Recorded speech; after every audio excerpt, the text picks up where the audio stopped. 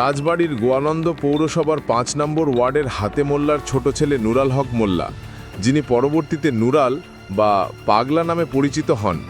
কৈশোরে তিনি মাটির বদনা বাজিয়ে গান বাজানো শুরু করলেও ৮০ দশকে হঠাৎ নিজেকে ইমাম মাহাদি দাবি করে একটি দরবার প্রতিষ্ঠা করেন। স্থানীয় মুসল্লিরা তখনই তার বর্ণামির বিরুদ্ধে প্রতিবাদ গড়ে তোলে। এক পর্যায়ে ১৯৯৩ সালে আন্দোলনের মুখে মুচলেকা দিয়ে এলাকা ছাড়তে বাধ্য হন। তবে কিছুদিন পর আবার ফিরে এসে পুরনো ভণ্ডামির কার্যক্রম শুরু করেন।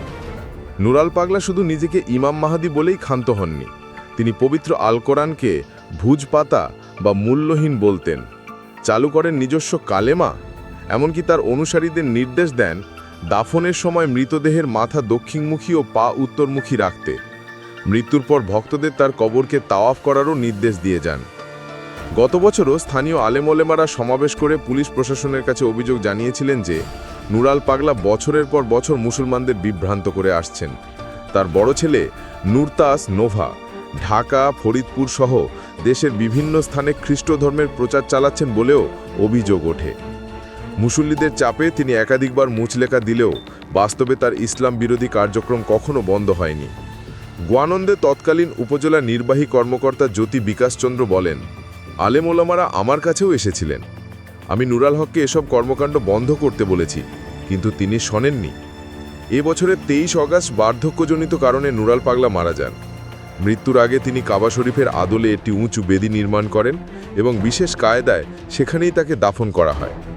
অভিযোগ রয়েছে তাকে ইসলামী শরীয়তের পরিপন্থীভাবে দক্ষিণমুখী মাথা দিয়ে দাফন করা হয়েছে। এরপর থেকেই প্রতি শুক্রবার তার ভক্তরা সেই কবর প্রদক্ষিণ করত যেন কাবার তাওয়াফ করছে। মাটি থেকে ১২ ফুট উঁচুতে নির্মিত এই কবর মুসলিম সমাজকে ক্ষুব্ধ করে তোলে।